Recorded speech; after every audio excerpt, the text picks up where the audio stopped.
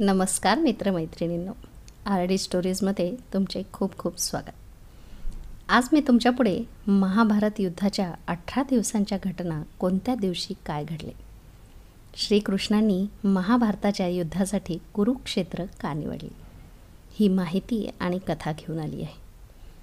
मार्गशीर्ष शुक्ल 14 रोजी महाभारत युद्ध सुरू झाले, जे अखंड 18 दिवस चालले. महाभारत युद्धाच्या 18 दिवसांमध्ये प्रत्येक दिवशी काय घडले ते येथे जाणून घ्या. पहिला दिवस. युद्धाच्या पहिल्या दिवशी पांडव पक्षाचे मोठे नुकसान झाले. विराट राजाचे पुत्र उत्तरा आणि श्वेता यांना शल्य आणि पितामह भीष्म यांनी मारले. पितामह भीष्मांनी पांडवांचे अनेक सैनिक मारले होते. हा दिवस कौरवांसाठी उत्साह वाढवणारा होता आणि पांडवांसाठी निराशाजनक होता. दुसरा दिवस. दुसऱ्या दिवशी पांडवांचे फारसे नुकसान झाले नाही. द्रोणाचार्यांनी दृष्टद्युम्नचा अनेक वेळा पराभव केला. पितामह भीष्मांनी अर्जुन आणि श्रीकृष्णाला अनेकदा जखमी केले. भीमने हजारो कलिंग आणि निषदांचा वध केला. अर्जुनाने पितामह भीष्मांना रोखून धरले. तिसरा दिवस. तिसऱ्या दिवशी घटोत्कचसह भीमने दुर्योधनाच्या सैन्याला युद्धातून हाकलून दिले. यानंतर पितामह भीष्म हे भयंकर नरसंहार घडवतात. श्रीकृष्ण अर्जुनाला पितामह भीष्माला मारण्यास सांगतात, पण अर्जुन उत्साहाने लढण्यास असमर्थ असतो.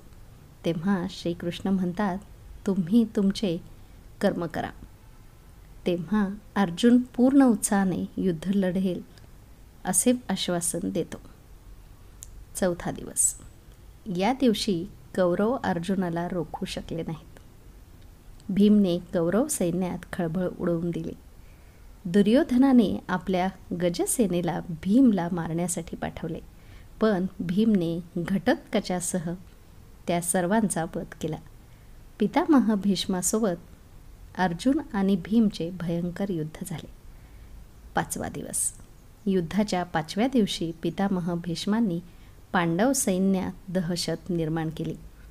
पितामह भीष्माला थांबवण्यासाठी अर्जुन आणि भीम यांनी त्यांच्याशी युद्ध केले.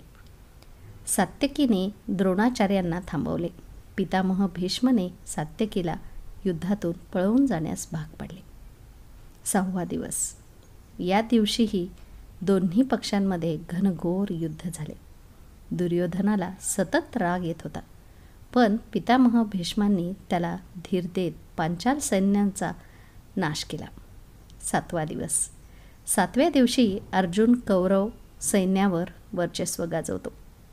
दृष्टद्युम्नने युद्धात दुर्योधनाचा पराभव केला. अर्जुनाचा मुलगा इरावनने विंद आणि अनुविंद यांचा पराभव केला.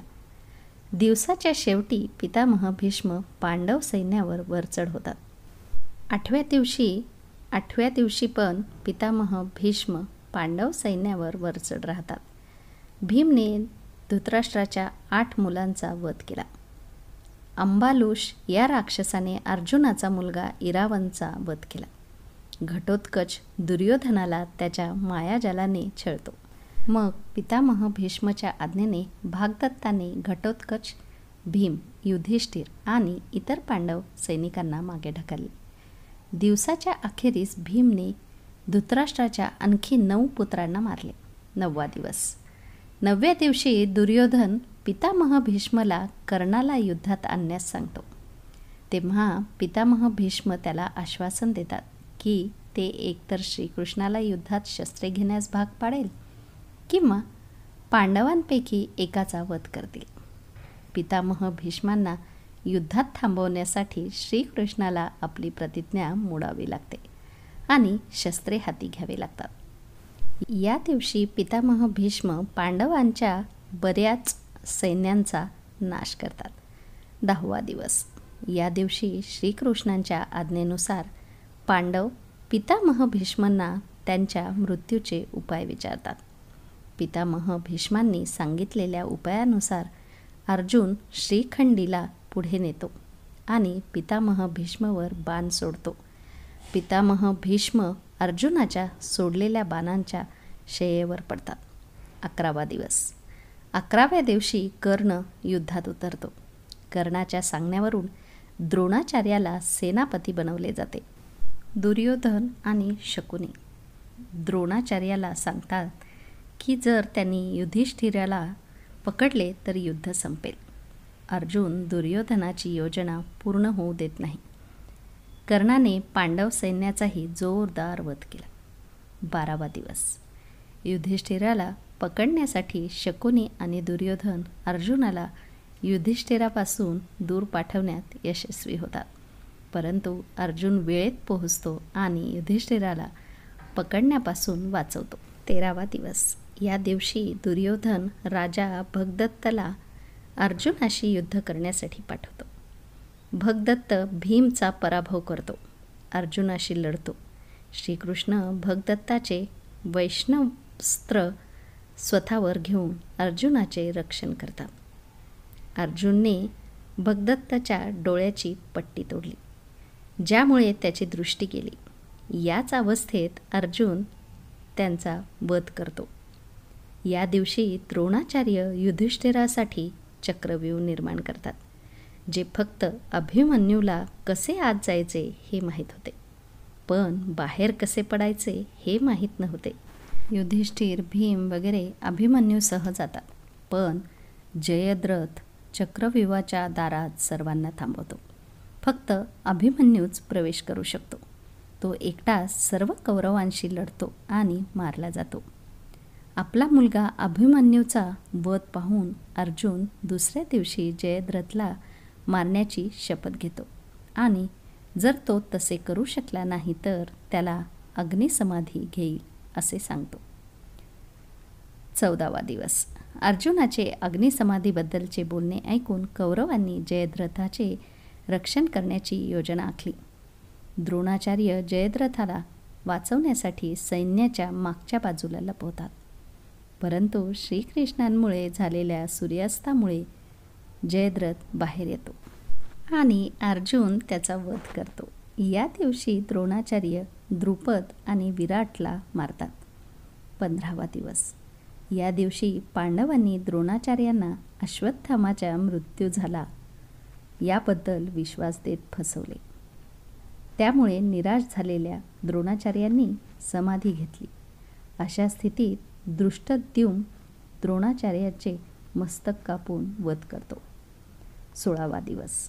या दिवशी कर्णाला कौरवांचा सेनापती बनवले जाते. या दिवशी तो पांडव सैन्याचा भयंकर संहार करतो. कर्ण नकुल सहदेवाचा पराभव करायला जातो, पण कुंतीला दिलेल्या वचनामुळे तो त्यांचा वध करत नाही. भीम दुःशासनाचा वध करतो आणि त्याच्या छातीतील रक्त पितो. 17व्या दिवशी. 17व्या दिवशी कर्ण भीम आणि युधिष्ठिराचा पराभव करतो, पण कुंतीला दिलेल्या वचनामुळे त्यांचा वध करत नाही. युद्धादरम्यान कर्णाच्या रथाचे चाक जमिनीत धसते. त्यानंतर कर्ण चाक काढण्यासाठी खाली उतरतो आणि त्याचवेळी श्रीकृष्णांच्या सांगण्यावरून अर्जुन कर्णाचा वध करतो. त्यानंतर शल्य मुख्य सेनापती झाला. त्याचा युधिष्ठिराने वध केला. 18वा दिवस. या दिवशी भीम दुर्योधनाच्या उरलेल्या सर्व भावांना मारतो. सहदेव शकुनीला मारतो. आपला पराभव मान्य करून दुर्योधन एका तलावात लपतो, परंतु पांडवांनी आव्हान दिल्यावर तो भीमशी गदा लढवतो. तेव्हा भीमने श्रीकृष्णांच्या सांगण्यावरून कपटाने दुर्योधनाच्या मांडीवर प्रहार केला. परिणामी दुर्योधनाचा मृत्यू झाला. अशा प्रकारे पांडव विजयी होतात. तर आता बघूयात श्रीकृष्णांनी महाभारतात युद्ध करण्यासाठी कुरुक्षेत्रच का निवडले. महाभारताचे युद्ध कुरुक्षेत्र येथे झाले. कुरुक्षेत्रात युद्ध करण्याचा निर्णय भगवान श्रीकृष्णांचा होता, पण महाभारत युद्धासाठी त्यांनी कुरुक्षेत्र का निवडले याची कथा काहीशी अशी आहे. महाभारत युद्ध होणार हे ठरल्यावर त्यासाठी जमिनीचा शोध सुरू झाला. श्रीकृष्णांनी त्या युद्धाद्वारे वाढलेल्या दुष्ट शक्तीने पीडित लोकांचा नाश करायचा होता. पण भीती होती की हे भावाभावांचं, गुरु शिष्यांचं आणि नातेवाईकांमधील युद्ध आहे.